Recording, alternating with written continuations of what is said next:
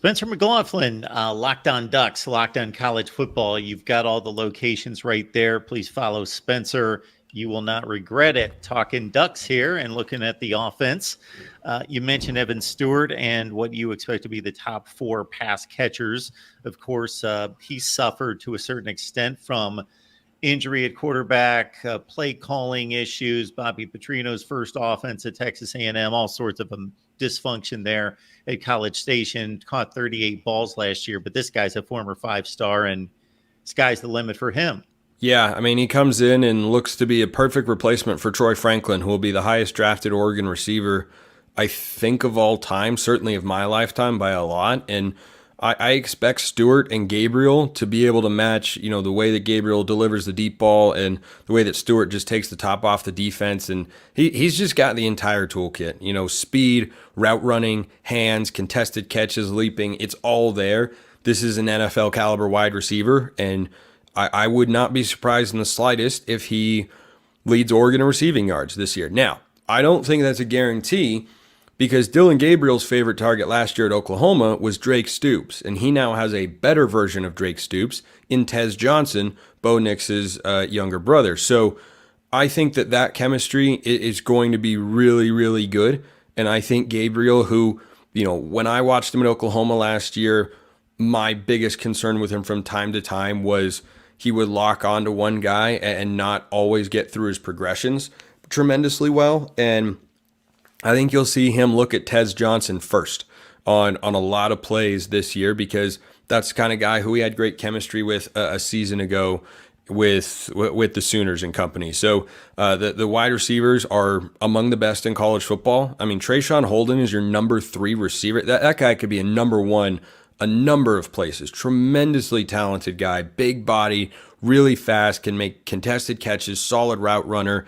I really like Trayshawn Holden. He's explosive, and if he has a better season than he did last year, I wouldn't be surprised at that either. But I'm curious to see, as you've got the numbers pulled up here on YouTube, the amount that Dylan Gabriel gets his running backs involved in the passing game, because Bo Nix, got the moniker by critics of captain check down and everything like that. And the reality is he was just very smart going through the progression of the offense and was not afraid to throw the ball to running backs when applicable. And I think Oregon's going to have 2 really, really good ones again this year at the top of the depth chart. Spencer, you're causing me to grab my glasses. I was a bit surprised to see Bucky Irving at 56 catches as soon as you said about checkdowns by Bo Nix. Yeah, I mean, it's something that, you can certainly say is one of the bigger knocks against him going into the NFL draft. He does not always give the play enough time to push it down the field, or he doesn't want to take shots down the field, and he's more than willing to take yardage underneath. Now, in a lot of situations, especially, towards the end of the first or second half, that tends to work out very well, because defenses are just trying not to give up the big play.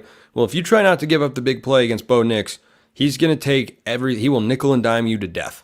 And there was plenty of RPO in this Oregon offense last year as well that I think factored into that. But yeah, 56 receptions is a pretty solid number for a running back. It's a pretty hefty number, frankly. I mean, you look at Gary Bryant and Trayshawn Holden; those are 2 wide receivers for the Ducks, and those were their 3 and 4 receivers at the wideout spot last year. They combined for 67 catches, so only 11 more than Bucky had on his own. So, that created a lot of really, really good plays and was, of course, great for Oregon's offense all throughout the year. And I'm curious to see how Gabriel's approach, differs from Bo Nix with the way, or the frequency with which they push it down the field, which certainly Oregon did. Duck fans have seen an offense that doesn't push it down the field. Just go watch Anthony Brown and Mario Cristobal and company in 2021. That offense didn't go down the field ever. That was a lot of dink and dunk. But certainly, could they take more deep shots? Sure. But go look at the offensive numbers and tell me why they need a philosophical change on how they want to score points. Now, Spencer, Terrence Ferguson's a guy that you mentioned. I didn't know a whole lot about him prior to 2023, but I was certainly impressed, as was everybody else, with what he provides for the offense. He was outstanding. Yeah, I mean, I was a part of the Terrence Ferguson fan club from the moment I started hosting Locked On Ducks. And so the first season where I, covered Oregon on the show was 2022. And I said going into the year after T. Ferg's true freshman campaign in 2021, This is a dude. This is a guy right here. And in 2022, he had a good year. And then last year, he put it on display a bunch of times. I think he had one drop all season, and his yards after he just looks like an NFL guy to me. I don't know all the metrics about how he is as a blocker, but certainly as a pass catcher, the way he moves in space, he's got tremendous athleticism, really good hands. He made some brutally tough catches this year. You look at the first touchdown of two he caught in the Pac-12 title game.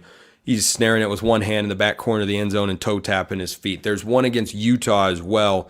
He runs a corner route, and he's kind of sandwiched in between the corner and safety, and Bo Nix, seeing the corner to, the right side of the field towards the sideline, kind of throws it behind him, and he reaches back behind his body, and he snares it, and then two guys converge on him, and he holds onto the ball. He's just a guy who, can break tackles, great speed at the tight end spot. From what I see, he does a really, really good job in the run and pass game blocking as well.